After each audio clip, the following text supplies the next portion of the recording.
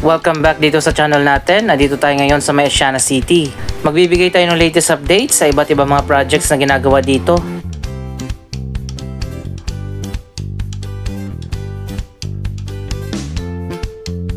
Ang Asiana City ang isa sa mga fastest developing area dito sa Manila Bay. Iba't ibang mga projects na nga ang naitayo dito, mga residential condominium, office building, shopping malls, hotel at marami pang iba.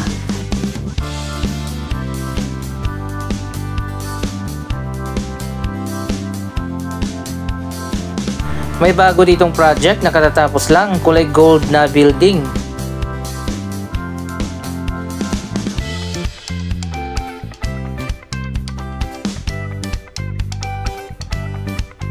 Maganda rin ang urban planning dito sa Asiana City. Maluwag yung mga kalsada at pedestrian friendly yung mga sidewalk at meron ding mga bike lanes. Ito pala yung church dito sa Asiana City. Modern ang design ng church na ito.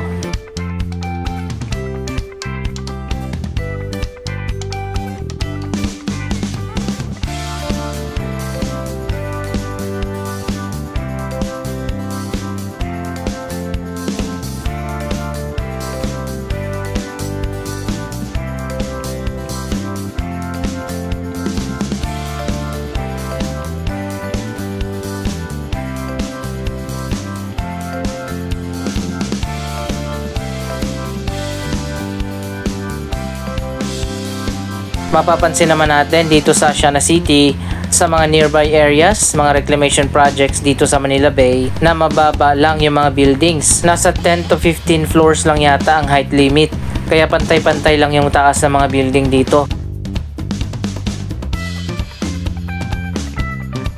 Dalawa pang mega project ang confirmed na itatayo dito sa Asiana City, ang bagong St. Luke's Medical Center at ang bagong branch ng Lander Superstore.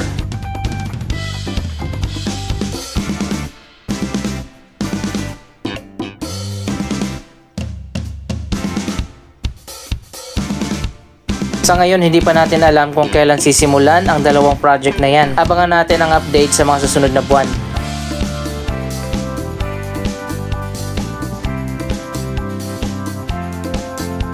Dito ang possible location ng dalawang project na itatayo sa Asiana City. Ang Asiana City Holdings, ang developer ng Asiana City, ang nagpatayo ng Parkal, isang bagong indoor-outdoor na shopping complex.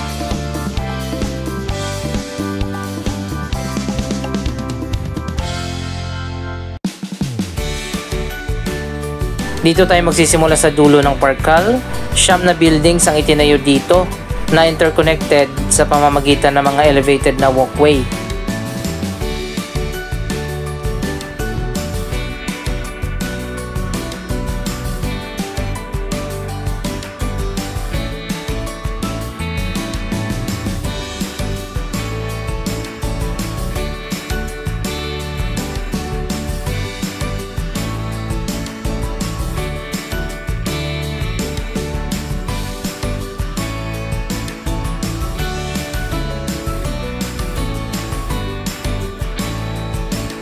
Malapit nang magbukas dito sa dulo ang MC Home Depot, isang home improvement store. May iba pang mga stores at mga restaurant ang magbubukas dito soon.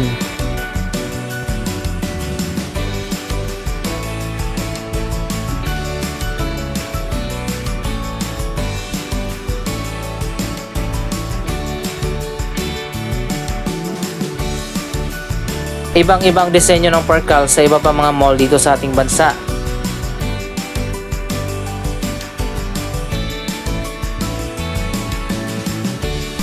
Dito naman sa kabilang side ang Mid Park Towers na malapit na ring matapos. 4 na residential condominium ang itinayo dyan. May bagong street na rin na natapos na sa gitna ng dalawang vacant pa na area.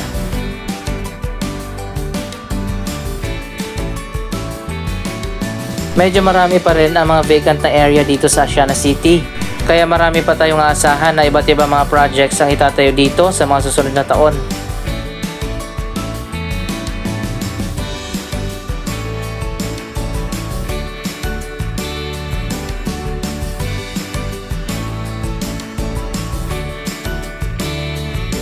Marami na din ang pumupunta dito sa Parkal para mag-photoshoot.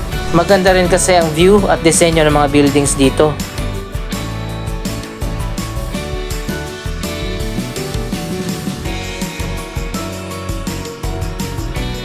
May mini garden dito na may amphitheater sitting area.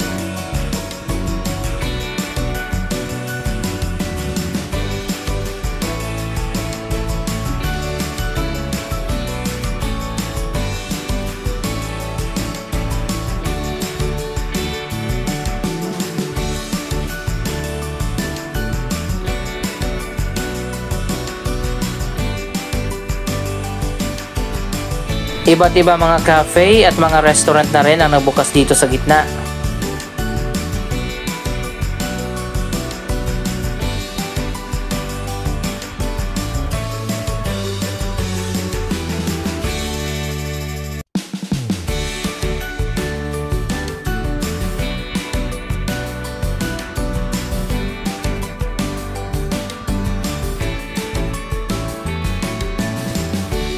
Dinisenyo ang Parkal bilang isang walkable na shopping at commercial complex.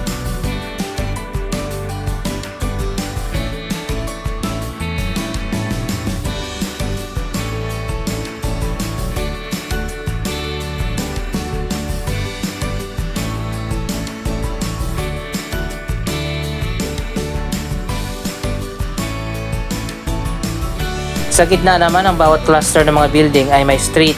Pwedeng dumaan ang mga pedestrian at mga sasakyan.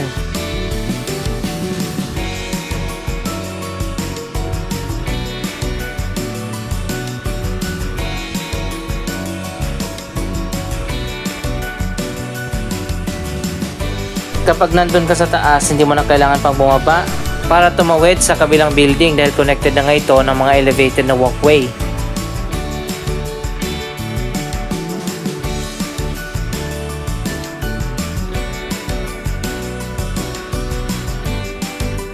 So ayan guys, ito na yung latest progress sa 4 na residential condominium na itinayo dito sa tabi ng Parkal. Malapit nang matapos yan.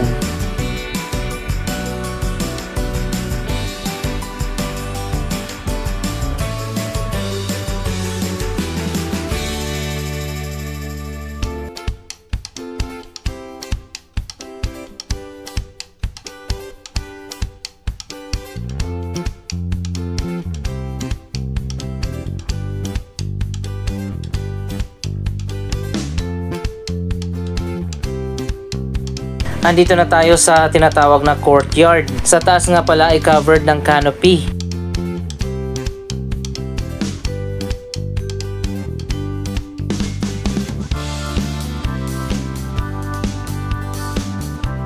May artificial na pond dito na may puno sa gitna.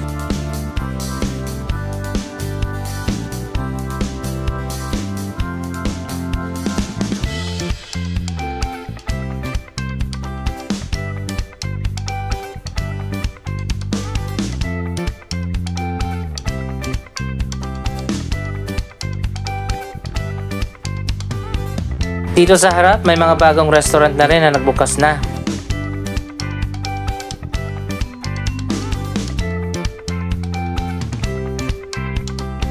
May supermarket din dito, ang The Marketplace.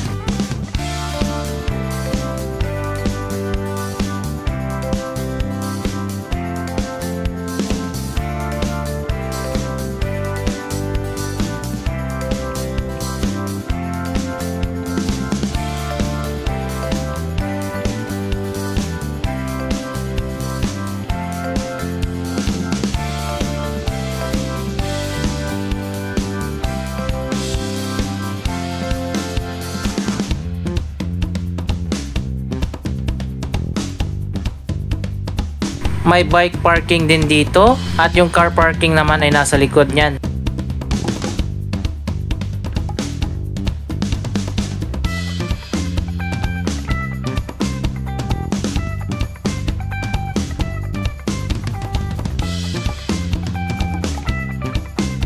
Dito sa right side ay meron pang vacant na area. Ano kayang gagawin dito?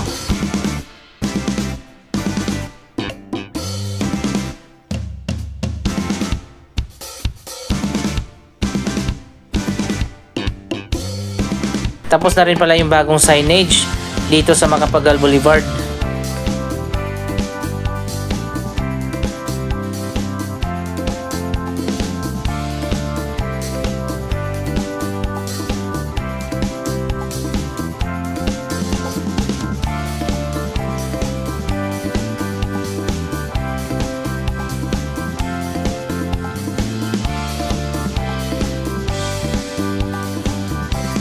Marami pang iba't ibang mga projects na ginagawa dito sa Siana City.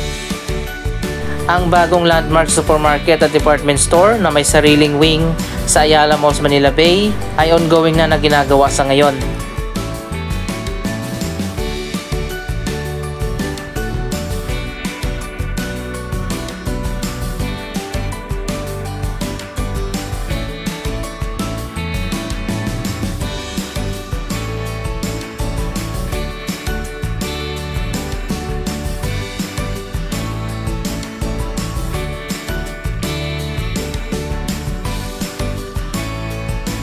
Malawak din itong bagong Landmark Supermarket at Department Store. Magkakaroon na rin dito ng bagong entrance na papasok dyan sa mall.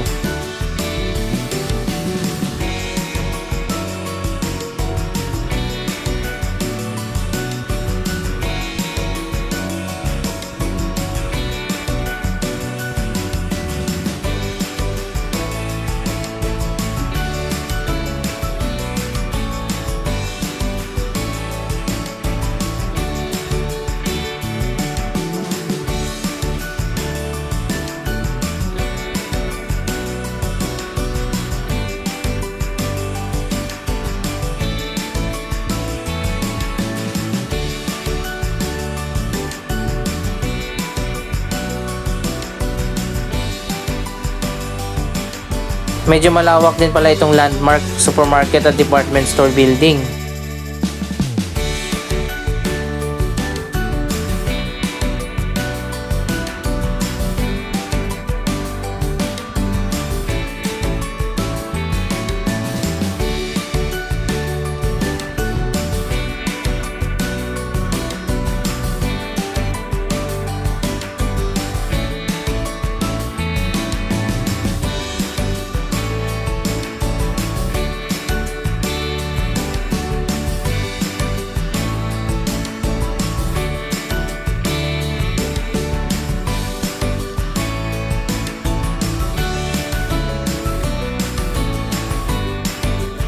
Dapat pala magkaroon dito sa Siana City ng isang proper na sakayan at babaan ng EDSA busway.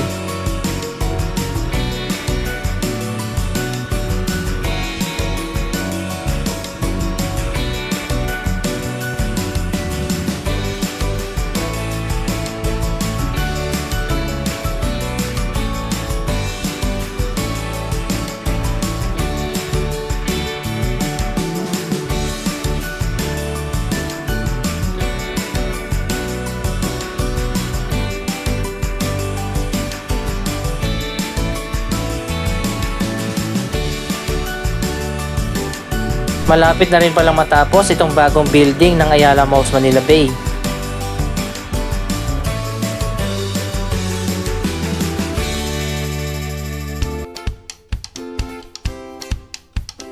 Meron pang mahabang area dito sa Siana City na vacant pa sa ngayon. Madadaanan nyo ito kapag nakasakay kayo ng bus na galing sa PTEX.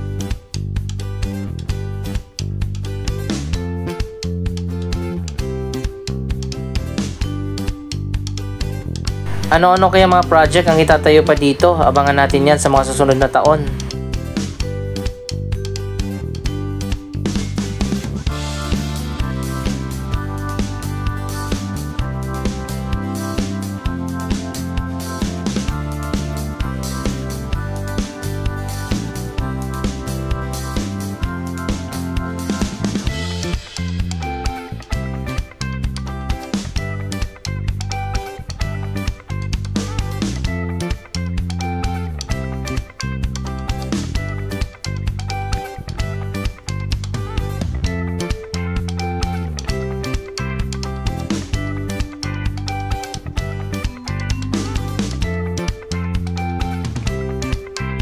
Anong masasabi nyo sa mga latest na development dito sa Siana City?